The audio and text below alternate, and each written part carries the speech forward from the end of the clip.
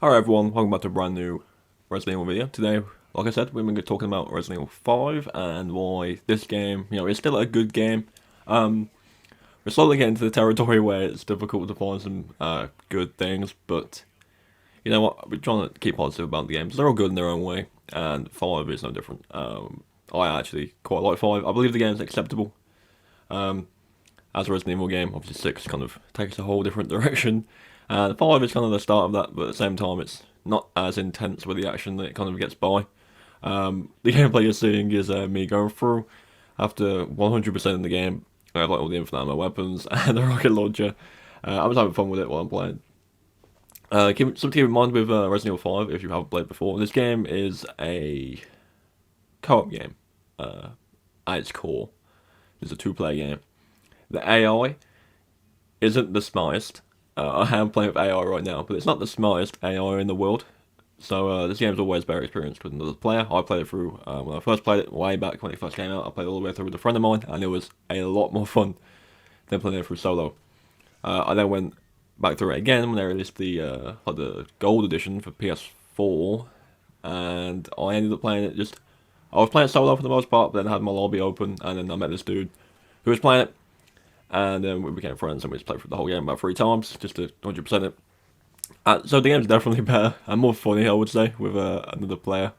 But just keep that in mind if you are trying to play this game, make sure you know someone who does have it or would want to play it, or at least try and find someone online, because I 100% this game again for the second time in 2020, end of 2020 and the beginning of this year.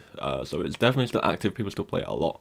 So don't worry about the player base, it's still there.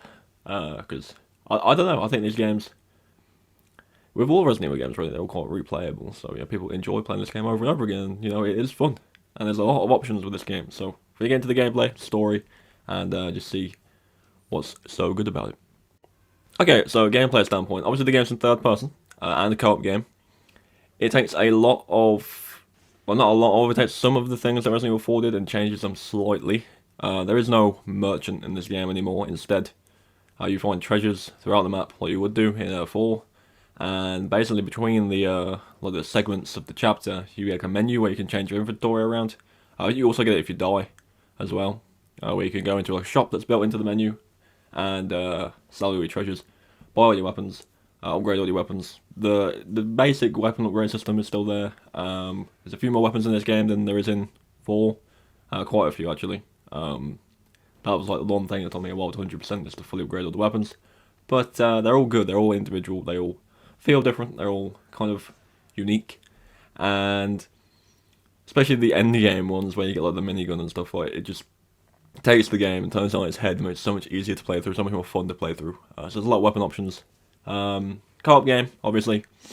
That does mean that some of the boss fights and some of the areas require, co-op action. Again, the AI isn't the smartest, so sometimes the AI, if they're high difficulties, will get themselves killed. And obviously, if one of you dies, it does game over you, which can be frustrating with AI. So yeah, definitely try and find someone to play the game with, because they'll know what they're doing. And if they don't, you can just tell them instead of an AI trying to do the same thing over and over again and just dying. But no, yeah, it's definitely good. Also, with the co-op, it means you can share inventory. You can trade weapons between each other, share ammo, healing, and it basically doubles your inventory space technically, especially if you're playing with the AI. Because if you run out of ammo, they'll automatically just give you some if they have any, or you can request it from them and they'll just give it to you if you don't have any, which is really good. So the gameplay premise is basically 4. The controls are almost the same. I think they're a little bit more responsive in 5 than 4, but it's relatively the same thing, control-wise. So that's the basic premise for how you play and how the game reacts to you. And now we'll get into the enemy types and stuff like that. Okay, so enemies and bosses. Enemies are again kind of the same as 4, only they're slightly different mutations. It's basically just normal dudes for the most part, coming at you trying to kill you. Some of them have crossbows, some of them have axes. Later on in the game they get guns because it gets to a more intense action part of the game. So a bit more militarized. But they're the same thing. There's a couple of different enemy types in the game that you'll fight. Later on in the game, there's these bugs. like these big bug things that are invisible, and like walk on 4 legs or 2 legs, and if they get close to you and grab you, you're dead in 1 hit. So you have to take those out. They have little weak spots on their front and their back. You can shoot to kill them nice and quickly. Sniper would recommend the sniper for that, because I don't know, snipers in Resident Evil games usually tend to be quite OP. I'm looking at Village for that specifically. Like that gun is insane. But yeah, anything else? There is again, yeah, there's obviously heavy enemies. Like there's a big guys with miniguns. There's chainsaw goers that come up from 4. Again, very tanky.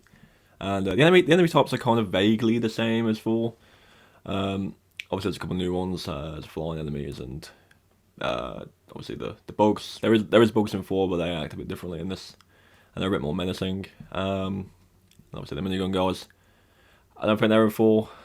Could be wrong. I haven't played 4 through in a while. I really do plan to soon, so we'll find out. But the enemy differences aren't really that different. Bosses in this game took an interesting turn, in my opinion at least. They're all kind of the same. They all kind of look the same. They all kind of act the same. There's a few different ones that are better. Like for example, there's the about 3/4 into the game, or maybe quarter into the game. I don't remember which side of the game it's at. There's like a bat. And that's like probably the most unique boss fight in this game, because they're all kind of like this black mesh of like oily oil, and they all have like these orange spots on you have to hit, and they're all kind of like that all the way through. I believe one of the bosses is literally like the same,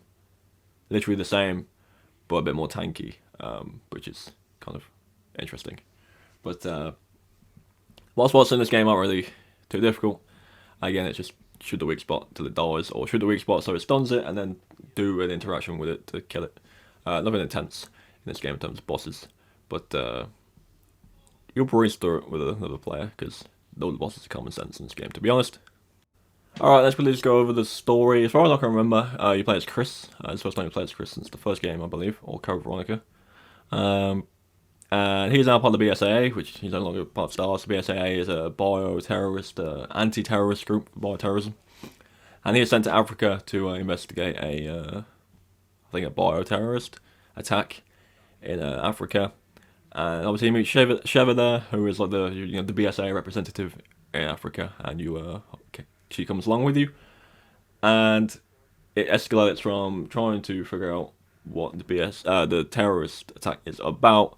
And it turns out Wesker is there and involved, and then you find out that Jill is missing, and then Chris tells you that she kind of like sacrificed herself, and they essentially give off the fact that she's dead. But then obviously later in the game you find out that's not the case, and she's been brainwashed by Wesker, who is now like this ridiculous Neo type Matrix character. I think I don't know if the movies did it first or the game did it first, but either way it's dumb. Like I don't like it. He's like just this unstoppable machine that just dodges everything you do in one instant, basically, until you actually have to fight him at the end.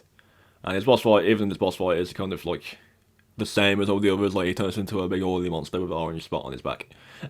Like that's it. And if you play at the end of the game, you'll know how dumb it gets when you're trying to kill him. Like I won't spoil it for anyone who hasn't played it, but the final encounter with him is just something else, honestly. But the story is good. I did enjoy the story of the game, and it was nice to see like Chris and Jill back in the game again after so long, especially together. And Sheva's a good character as well. She's not really been in any other game since, but yeah, she was a right character. But yeah, then Chris just built like a tank in this game, which is even more funny. The game honestly, unintentionally, is quite hilarious to play through, especially with someone else. So it's definitely not a bad game at all in any sense. Okay, then to quickly wrap things up, there is a lot of replayability in this game. The Mercenaries mode makes a return. There is a few PvP modes in this game, I believe. Not too bad if you like PvP. I personally didn't play them all that much. But the little I did play, it was enjoyable. It was fine. You get to pick from a bunch of different characters. You can play with different weapons. Chris, Sheva, Jill, Wesker, I think, maybe. And then a couple of the extra characters from the game as well. It's a lot of fun. It is fun. It's just PvP in the mainstream Resident Evil games isn't really up to my taste, so I don't really play it for the PvP. And obviously there's replayability through the game as well. The amount of weapons you can get in this game really make for different variations to play. There's a lot of different weapons to go for, and the difficulties as well. Obviously, you have normal, easy, normal, hard, and professional. Professional is a bit of fun to play through, especially if you don't use the infinite ammo weapons, which I didn't. I think I played it through with the second time around with them professional. We just used normal weapons, and it took a while, but definitely ramps up the difficulty, and it's a lot of fun. But there isn't really any outside of the extra difficulties and the weapons. There isn't really much replayability for the main game. There's a couple of DLCs that are good, quick DLCs, a couple of hour-long DLCs. They're very good, and obviously there's mercenaries as well. But I like 5. I do like 5. It is obviously the last one before 6, and then 6 just kind of takes a turn. I do have a lot of things to say about 6 that are good, but there's also some things about 6 that are not so great. But we'll get to that in a different video. And then we're on to 7, and then 8. I have some specifics to talk about in those, and then if anyone wants to see them, I will go back to the 2 remake and the 3 remake. There's not a lot to say about the 3 remake, really. And the 2 remake is just... It's great. It's great. I could talk about it quite a bit, but I already did a bit of that in the video, so... I feel like what I've said about that is enough. But yeah, we'll get to 7 and 8. I do kind of want to finish up with 8 before I do a big thing about it, because I'm still doing stuff in that game. Possibly, in the next couple of days, I'll probably stream, do my speedrun achievement, and then I'll do the Vintage Shadows after that. So if anyone wants to see those streams, obviously turn on notifications when you subscribe so you get notified when I am live and doing that. But this has been Resident Evil 5. It's a good game. Would recommend. Still holds up today. I think they all do kind of hold up today. All of the games still feel good to play. And again, 5 is 10 times better with an extra person. So find a buddy or buy the game and play online, because 9 times out of 10 it can make it a lot easier, and sometimes it's just fun to have some guy randomly join you who has like all the infinite ammo weapons on. Obviously, if you don't want to cheese the entire game, then just kick the guy, it's no big deal. But it's definitely more enjoyable with the other player rather than the AI, because the AI stressed me out when I played through this game alone. But that's gonna do it. Hopefully you all enjoyed, and I will see you in the next one, which should be hopefully tomorrow, and then the Resident Evil 6 kind of discussion video will be out in the next few days. So I'll see you then.